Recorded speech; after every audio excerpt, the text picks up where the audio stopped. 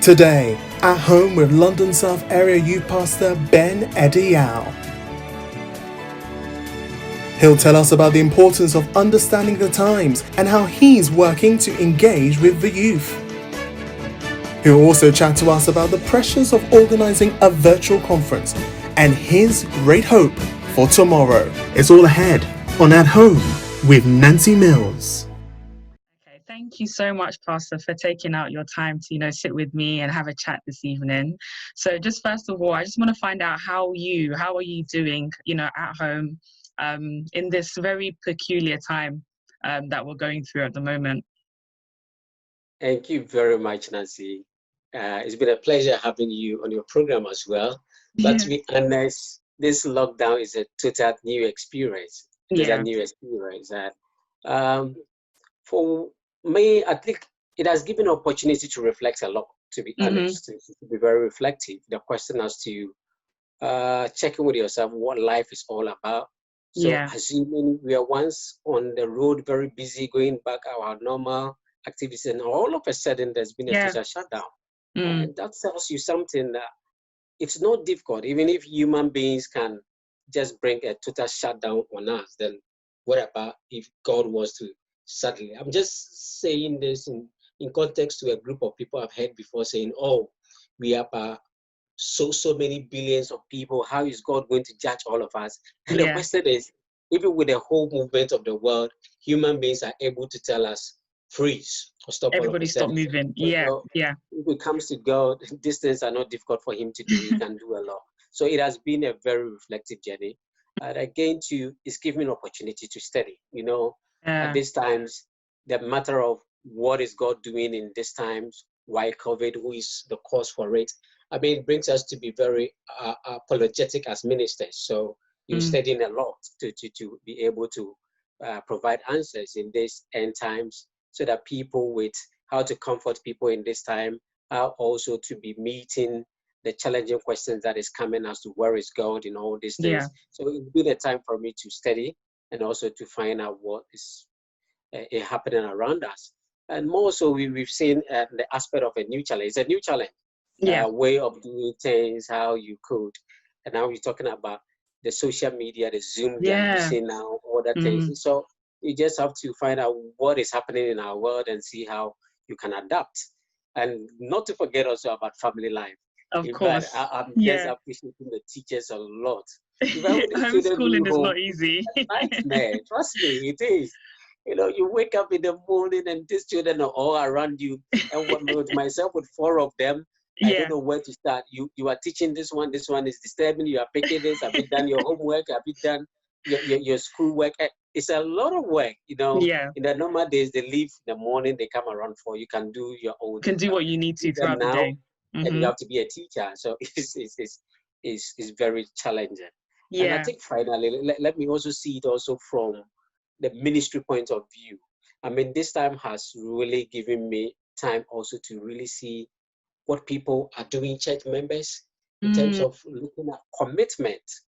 Because, gone are the days you are looking at, okay, people saying, I'm going to work, I'm busy, we can't make it, church time. But now it's online.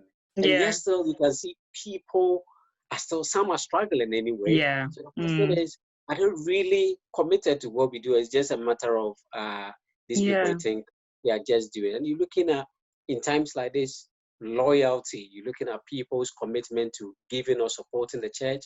And now you see people now trying to shift or move away. So it's giving us opportunity to see faithful ones, committed ones, people who are there for what we are about, and also to understand maturity levels in the Lord. So it's been a very good era that we are in, and personally, I've learned a lot. You've learned a lot. Yeah. It's really interesting that, you talk about, ministry and at the moment, how it's happening, and obviously running your church services and That's things from home.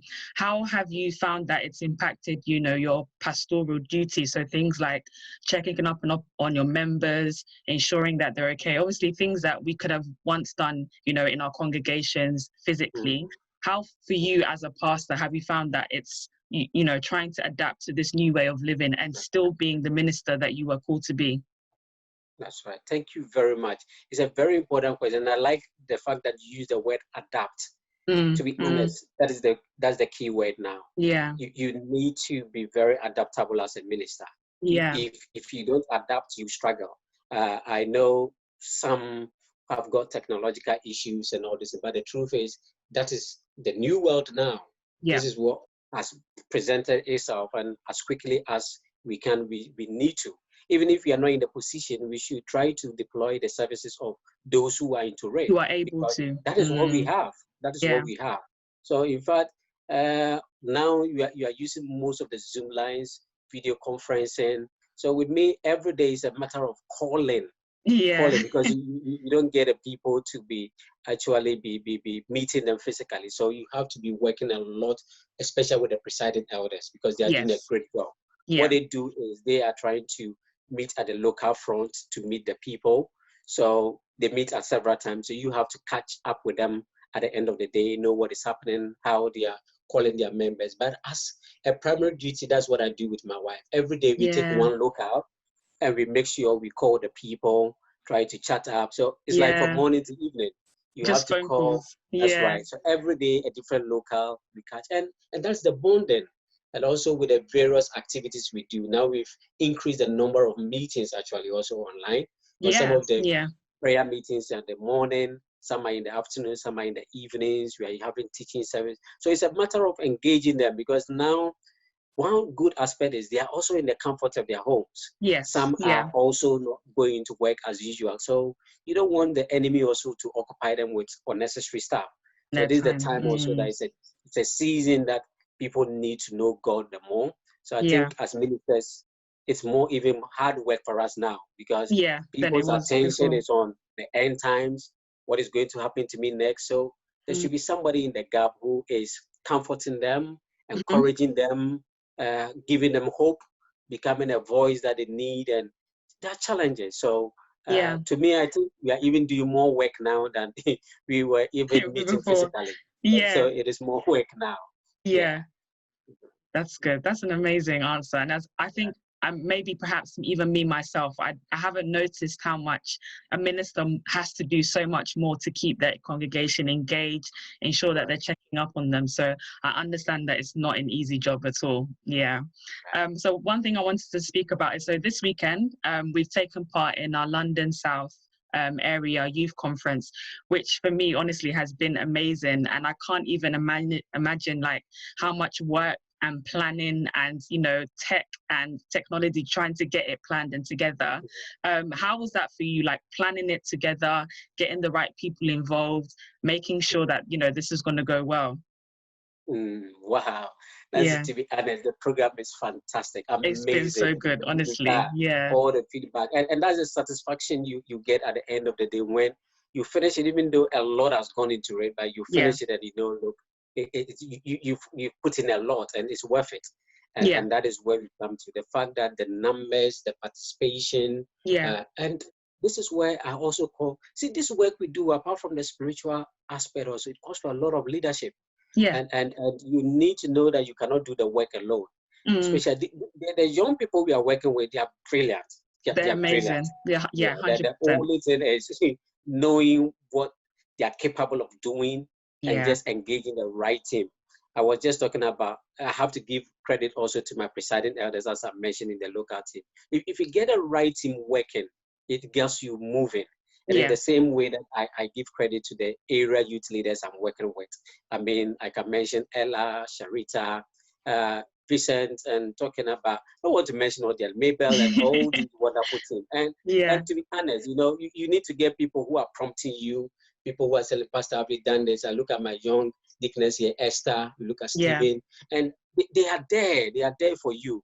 And so one thing I've observed about the youth is that many a times, some of them lack initiative. It's not that they don't know what they are doing. They know what is in them and they can do, but sometimes they lack initiative. Let me give you an example, and I'm seeing that among my children. See, sometimes as a young person growing up in Africa, I think if my mom or dad finishes eating or doing something, it doesn't need to tell me I should take the plate away. Come and take the plate to the kitchen. Obviously, I think it's something ingrained in me. You come and take it. But with my kids, sometimes I will take a cup of tea and it's just by me. They'll come and stand and say, would you take the cup away? But as soon as you mention, would you take the cup away, they will do it. They will do it. You see, yeah. That is their world and everything. So sometimes parents might think, oh, our children, they don't know. The point is, in their world, you need to tell them. You need to tell them. You need to tell them what to do. So I'm also learning that. So you see, the youth, they are capable of doing anything. The only thing is you need a leader who will be pressing the buttons. So you just push them, remind them, encourage them, and they will do an excellent job for you. So if you are going to sit back and think they will do A, B, C, D, sometimes it is not how they operate. But if you tell them, you remind them, you prompt them, trust me, most of them will do an excellent job for you. So in fact, it's been a great program, and I give credit to the support that we had from the area head and the various ministers who joined us, and also amazing credit to the youths, the leaders. They are very fantastic. They are very fantastic.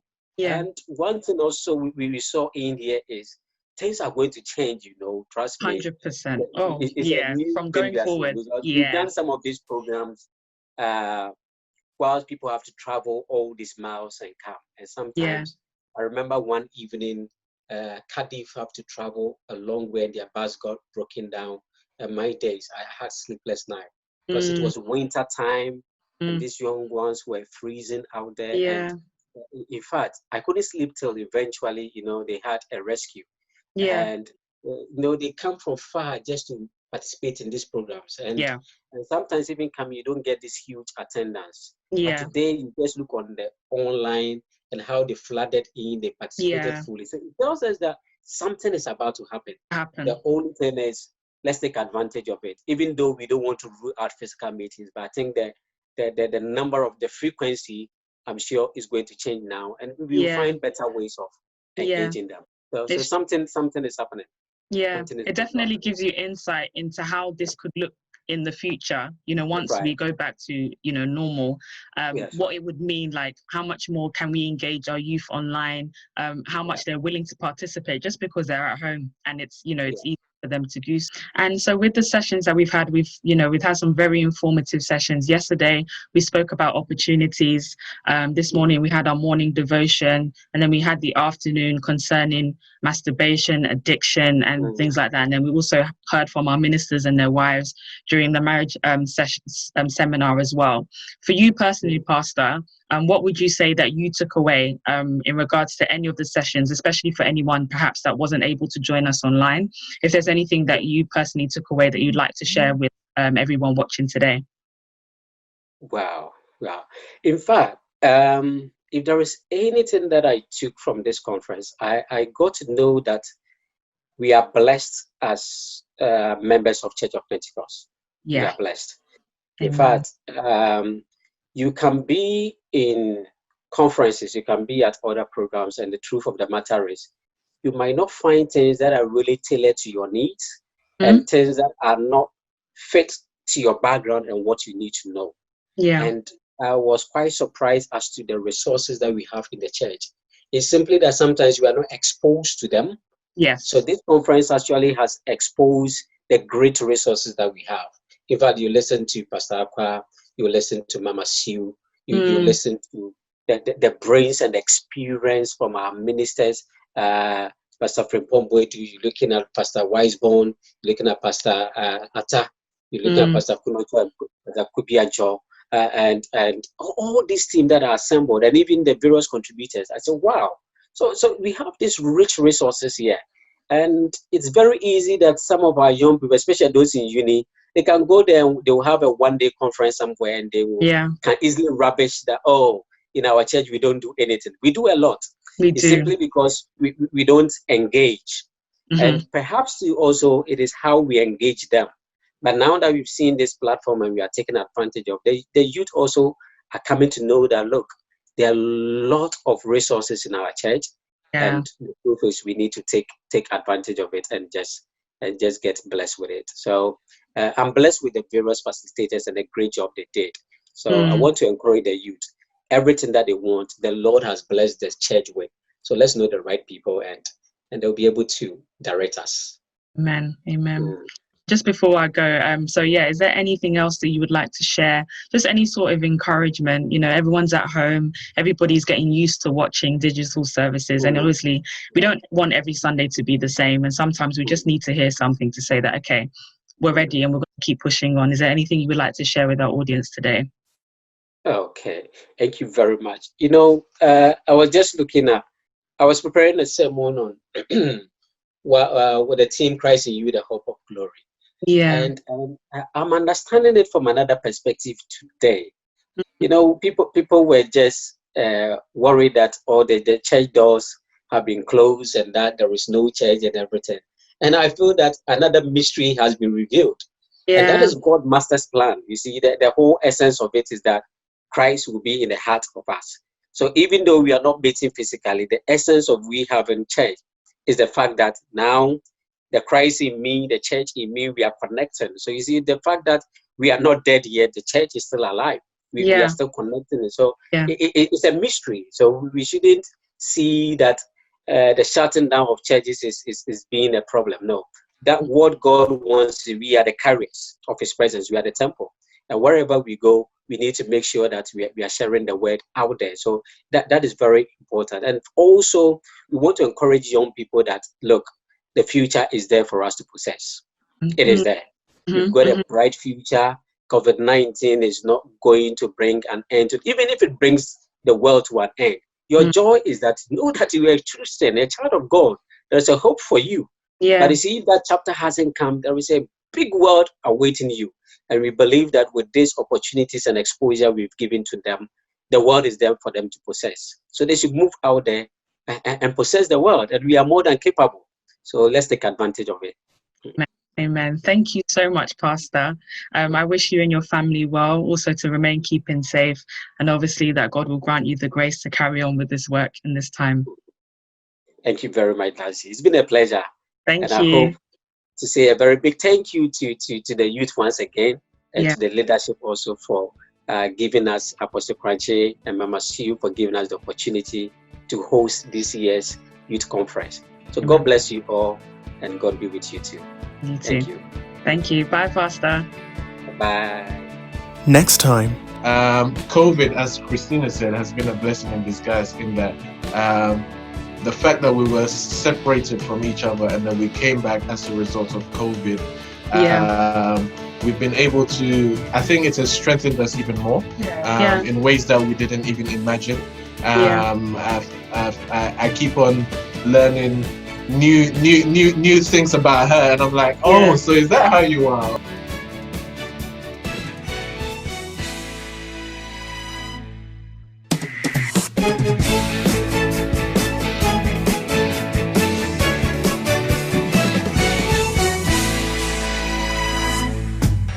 You're missing it. It goes like that. Wombo one same. Wombo one same.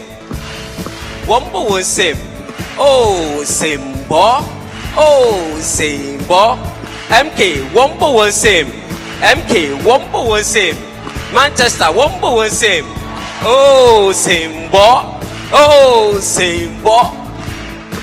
You can do it better. Give it a hand to Jesus.